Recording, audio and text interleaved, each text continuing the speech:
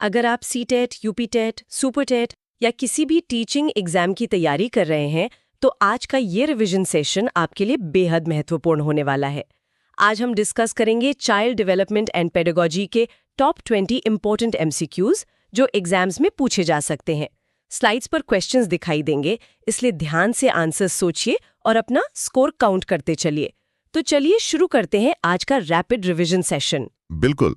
और मैं ये कंफर्म कर दूं कि आज का हमारा ये डीप डाइव एक बहुत ही तेज, मतलब बिना किसी फालतू बातचीत वाला सेशन होने वाला है। सीधा सवालों पर वार करेंगे। हाँ, एकदम सही।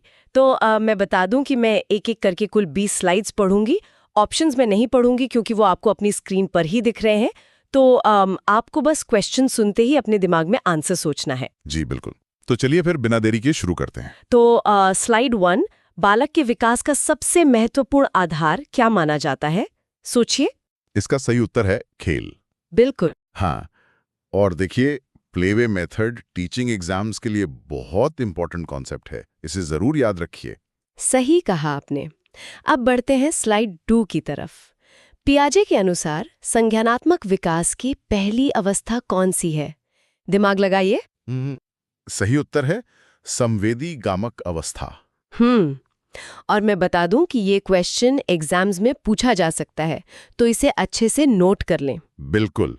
पियाजे तो मतलब हर एग्जाम का फेवरेट टॉपिक है। हाँ जी। अब स्लाइड 3, सीखने का सर्वोत्तम माध्यम क्या माना जाता है? आपका समय शुरू होता है अब। सही उत्तर है अनुभव। एग्जैक्टली। क्योंकि रटने से ज्यादा जो ज्ञान अनुभव से आता है ना, वो एकदम स्थायी होता है। हाँ, वो दिमाग में छप जाता है। चलिए स्लाइड 4, निकटस्थ विकास क्षेत्र यानी ZPD का सिद्धांत किसने दिया? सोचिए जरा। सही उत्तर है वाइगॉत्स्की। और विद्यार्थियों, अगर आंसर पता था तो जल्दी से कमेंट करें। हाँ, कमेंट्स में एक्टिव रहिए। बिल्कुल। अब आते हैं स्लाइड 5 पर। बालक के सर्वांगीण विकास में सबसे महत्वपूर्ण भूमिका किसकी होती है? गेस कीजिए। इसका सही उत्तर है परिवार। परिवार पहली सीढ़ी है ना? जी एकदम।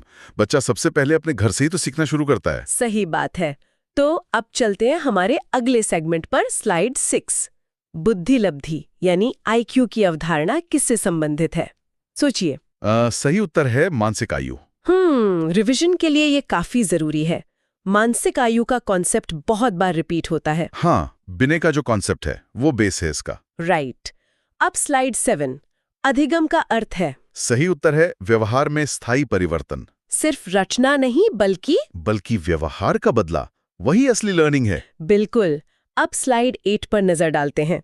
समावेशी शिक्षा का उद्देश्य क्या है? ध्यान से सोचिए। सही उत्तर है सभी बच्चों को समान अवसर देना। समावेशी मतलब सबको साथ लेकर चलना। स्किनर का सिद्धांत किससे संबंधित है?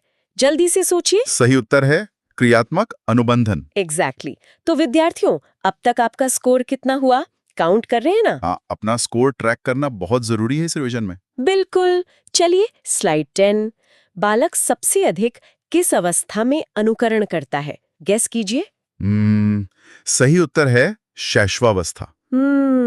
मतलब छोटे बच्चे सबसे ज्यादा कॉपी करते हैं। जी, वो बड़ों को देखकर ही सब कुछ सीखते हैं इस उम्र में। सही बात है। तो चलिए, आधा सफर पूरा हो गया है। स्लाइड 11, सीखने की प्रक्रिया को प्रभावी बनाने के लिए शिक्षक को क्या करना चाहिए? सोचिए। इसका सही उत्तर है बालक केंद्रित शिक्षण अपनाना। राइट। और देखिए, टीचिंग एग्जाम्स के लिए ये बहुत इंपॉर्टेंट क्वेश्चन है। बिल्कुल, इसे तो हाईलाइट ही कर लें। अब आते हैं स्लाइड 12 पर। बहुबुद्धि सिद्धांत किसने दिया? ये तो काफी फेमस है। सही उत्तर है गार्डनर। हाँ, हार्वर्ड गार्डनर। अब स्लाइड 13 पर चलते हैं। प्रेरणा का मुख्य कार्य क्या है? दिमाग दौड़ाइए। सही उत्तर है सीखने हेतु उत्साहित करना। एग्जैक्टली। मोटिवेशन ही वो इंजन है जो हमें आगे बढ़ाता है। बिना इसके लर्निंग पॉसिबल ही नहीं है। एकदम सही।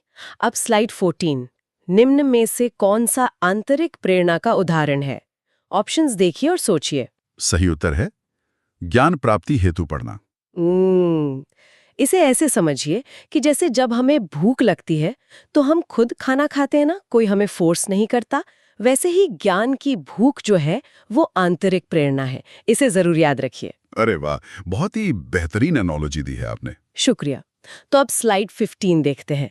करके सीखना सिद्धांत किसने दिया? आपका समय शुरू होता है। सही उत्तर है John dewy. Learning by doing, ये भी बहुत ही जरूरी कॉन्सेप्ट है। बिल्कुल, क्योंकि बच्चा जब खुद करता है तो बेहतर सीखता है। बिल्कुल। तो अब हमारे आखिरी 5 सवाल बचे हैं। स्लाइड 16। बालक के विकास की गति कैसी होती है? सोचिए। सही उत्तर है व्यक्तिगत भिन्नताओं वाली। हाँ, इंडिविजुअल डिफरेंसेस, मतलब कोई भी दो बच्चे एकदम सेम स्पीड से नहीं सीखते। एकदम सही, सबकी अपनी अपनी पेस होती है। राइट। अब स्लाइड 17। मूल्यांकन का मुख्य उद्देश्य क्या है? ध्यान से सोचिए। सही उत्तर है अधिगम में सुधार करना। मतलब मूल्यांकन सिर्फ अंक या ग्रेड देने के लिए नहीं होता, बल्कि कहाँ सुधार की गुंजाइश है ये पता लगाने के लिए होता है। बिल्कुल सही कहा आपने। मूल्यांकन एक टूल है, कोई सजा नहीं। अब स्लाइड 18। प्रभावी शिक्षण के लिए शिक्षक में कौन सा गुण आवश्यक है? सोचिए। सही उत्तर है सहानुभूति। एम्पैथी।